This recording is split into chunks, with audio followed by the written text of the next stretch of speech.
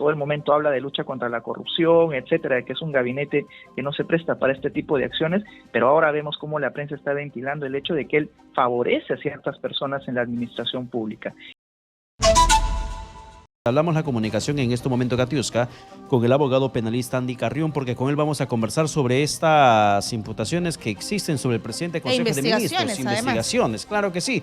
Donde se señala que desde una oficina de la PCM se le requirió su hoja de vida, su documentación a una persona para que sea contratada en la PCM con una situación de direccionamiento directo, cosa que Alberto Tarola, primero, que rechazó, y segundo, también calificó, condenó la filtración de la información, porque él dijo que ese tiene carácter reservado y nadie lo puede divulgar. Muy bien, le damos la bienvenida al doctor Carrión. Muy buenas noches, bienvenido a Exitosa. Muy buenas noches, Katiuska y Pedro, y gracias por la invitación. A usted, hay dos casos, ¿no? Son dos señoritas, Exitosa. Una se fue de vida y otra ha tenido otra orden de servicio en el Ministerio de Defensa.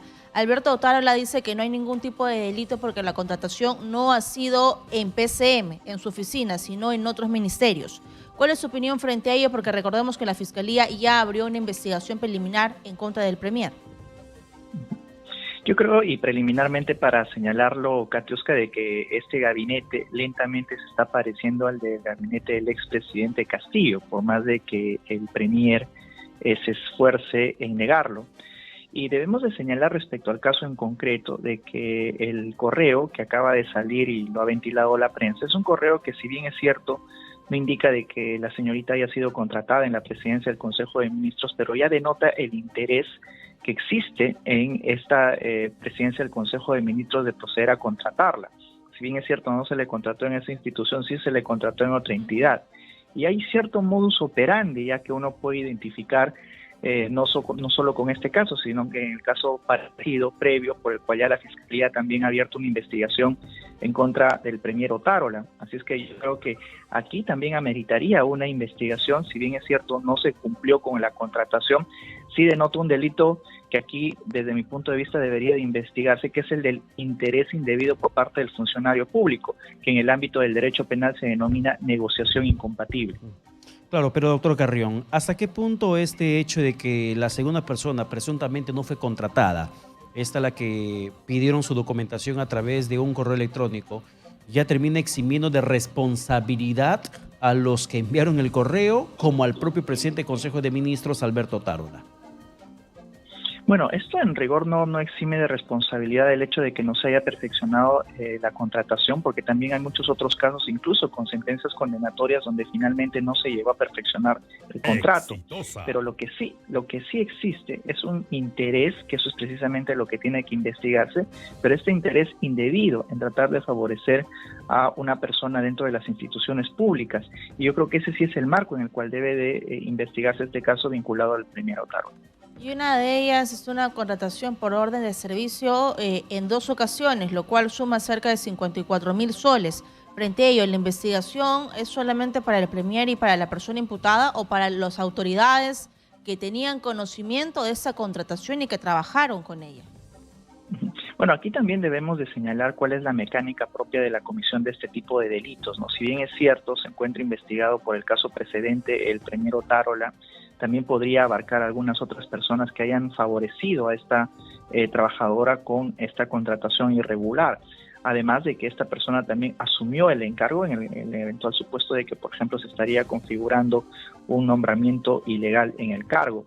Y las demás personas, por ejemplo, las que directamente han contratado o emitido esas órdenes de servicio, también deberían de ser investigadas, o por lo menos ahora, tal como lo está haciendo la Fiscalía, ser convocados como testigos para que puedan ellos deponer ante la Fiscalía si es que recibieron, por ejemplo, algún tipo de indicación o algún señalamiento por parte del primer ministro. Y es así como eventualmente en la administración pública se trafica también influencias, ¿no? Porque debemos de tener en cuenta que no es que el Premier directamente contrata a esta persona, sino que más bien se vale de ese puesto para poder influenciar en algunos otros funcionarios de cara a la contratación de esta persona. Sin embargo, no sé hasta qué punto, doctor Carrión, podríamos decir que el pez por la boca muere en el caso de Otárola, porque él en su primera respuesta frente a esta amiga suya que terminó siendo contratada indebida y que facturó por más de 50.000 soles, él señaló en su defensa, ¿qué cosa quieren? Era una reunión transparente. ¿Qué cosa quieren? ¿Reuniones a escondidas, a puertas cerradas? como se hacían antes, casi asumiendo un papel como de jefe de recursos humanos que tenía que entrevistar a quien tenía que ser contratada por la PCM.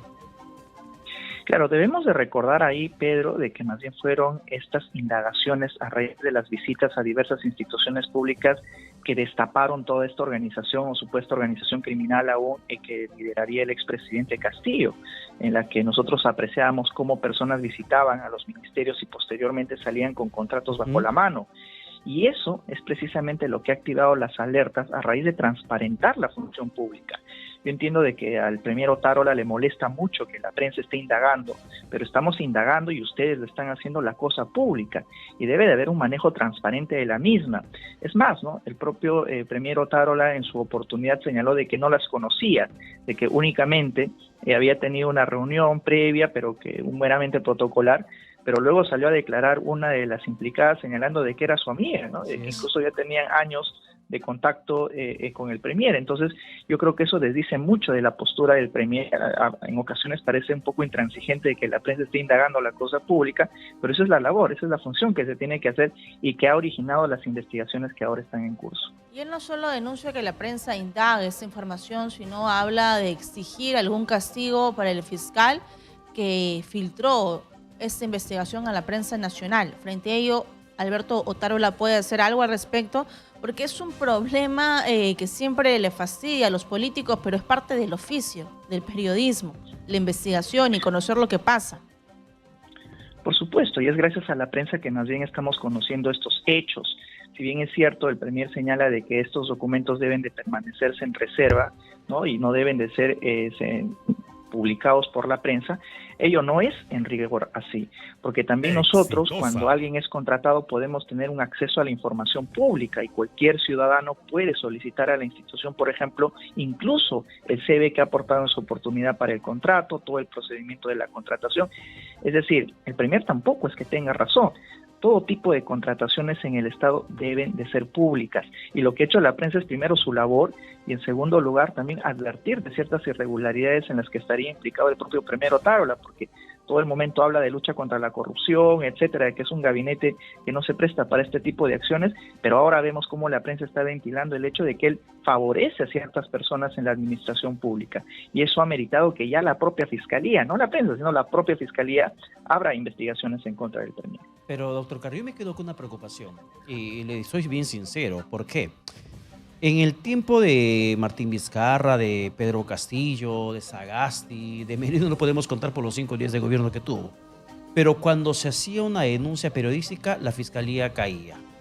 Ya, y tenemos cada cierto tiempo intervenciones fiscales constantes, pero nos quedamos en eso. Nos quedamos en la mera información de la intervención, allanamiento, incautación de documentos, y ahí quedó. ¿Recuerda usted, por ejemplo, el caso Richard Swing, el tan sonado caso Richard Swing en tiempos de Martín Vizcarra, cuando fue contratado a esta persona de forma irregular? El Ministerio de Cultura. Y que llegó la fiscalía, llegaron peritos, se levantaron información de registros borrados de la computadora de acceso a Palacio de Gobierno. Ya, ahí quedó. Pero, ¿en qué van las investigaciones? ¿De qué sirve que se empiece una investigación en la misma si nunca va a terminar? Martín Vizcarra hace poco fue beneficiado con esta llamada Ley Soto, que le salvó de una condena posible de 6 años por un caso en Moquegua, porque él se acogió por el tiempo que venía siendo llevada la investigación y finalmente el Poder Judicial le dio la razón. Y hay otros casos más que podrían beneficiar a tantos políticos funcionarios si es que se exceden el plazo de investigación a la Fiscalía. ¿En qué estamos con tantos casos que va abriendo el Ministerio Público? Y eso es algo que se debe de señalar tal como lo estás haciendo, Pedro, porque el éxito del trabajo fiscal se debe de medir por el número de sentencias condenatorias que se obtiene respecto a una investigación. Y no debe medirse el éxito por las intervenciones pues aparatosas, ¿verdad? O mediáticas, tal como tú estás señalando, de visitar a un ministerio, pedir la documentación y como en el caso Swing, por ejemplo, que no quede en nada, ¿no? Es más, Pedro, en el caso de Richard Swing, incluso la Fiscalía solicitó una prisión preventiva que le fue denegada, ¿no? Y el éxito no vale por la prisión preventiva, sino si es que ha obtenido al día de hoy una sentencia condenatoria o si en su defecto, por la inacción e inactividad fiscal, por ejemplo, también los imputados pueden acceder a la prescripción de sus casos, como el que tú mencionaste, el de Martín Vizcarra, que estaba acusado por el delito de negociación incompatible, que tiene una pena de 6 años. El delito se cometió el 2011 y esto ya habría prescrito simplemente el 2021, ¿no? 10 años ha transcurrido, Pedro, desde que se inició la investigación y no se pudo obtener una sentencia o condenatoria o absolutoria, dependiendo del criterio que el juez hubiera utilizado en este caso. Entonces, son muchas variables que lamentablemente no aportan al éxito de los casos. Así es, y siguiendo con lo mencionado, la Fiscalía allanó el Congreso para revisar la planilla de los trabajadores, justamente por el caso de la congresista Roseli Amuruz, que habría contratado a personas cercanas, incluso la hermana de su pareja, el excongresista Paul García Oviedo. ¿Qué va a pasar con esa investigación de la Fiscalía? ¿O solamente se guían porque es un caso bastante mediático? Bueno, este precedente también lo hemos tenido ya con el caso de Betsy Chávez, que también había influenciado para contratar a personas, entiendo de su expareja o pareja, para que trabajen en la administración pública. Y eso evidentemente amerita ser investigado. En este caso, en contra de la congresista, ya se ha abierto una investigación por el delito de negociación incompatible y veamos si es que esta investigación también es exitosa. Porque también, y eso no lo debemos de olvidar, la Fiscalía abre muchas investigaciones, pero finalmente no se obtienen sentencias condenatorias. Entonces ahí hay una variable importante que debemos advertir, ¿no? O simplemente se dejan guiar por la importancia del personaje, o realmente también tipifican muy bien o no los delitos, porque por ejemplo, en la investigación que se le abrió al premier Otárola, el delito investigado es el delito de colusión. Y desde mi perspectiva ese no es un delito que realmente se haya configurado en este caso, sino más bien eventualmente el delito de tráfico de influencias o el delito de negociación incompatible en la que el funcionario público demuestra un interés indebido en favorecer a un tercero. Así es que también hay gran responsabilidad de la Fiscalía, no solamente al abrir muchas investigaciones que no culminan con una sentencia condenatoria, sino también la deficiente calificación del delito a la hora de abrir investigación, que en rigor podría en ocasiones favorecer al propio investigado. Y en esa línea, doctor Carrión, para terminar por mi parte, si se exceden en plazos de investigación desde el Ministerio Público, se corre el peligro de que estos procesos sean archivados, declarados sobreseídos, debido a que los imputados pueden apelar y ya se excedió el tiempo, ya hay mucho tiempo que me están investigando, no hay condena, no hay ni siquiera requerimiento, ya que me archiven el caso como Martín Vizcarra ha sido beneficiado hace poco. Eso es lo que sucede cuando, por ejemplo, advertimos una inacción por parte de los fiscales, ¿no? Y también para graficar muchos ejemplos concretos, ¿no? Hay ocasiones en las que la Fiscalía, por ejemplo, solicita prisiones preventivas por el plazo máximo de 36 meses, pero resulta que recién al mes 34 o mes 35 están investigando realmente como debe de ser, apretando el acelerador. Y eso sucede también en muchos otros casos, como incluso los que ahora estamos comentando. No es dable, digamos, que los casos prescriban, ¿no? Eso se debe naturalmente a la inacción propia de la Fiscalía y también del Poder Judicial, que deben de acelerar los pasos de cara a obtener o bien una sentencia condenatoria o bien una sentencia absolutoria en caso no llegan a la persuasión de la comisión de un delito. Bien, gracias a Andy Carrión, abogado penalista. Muchas gracias, muy buenas noches. Muchas gracias, muy buenas noches. Buenas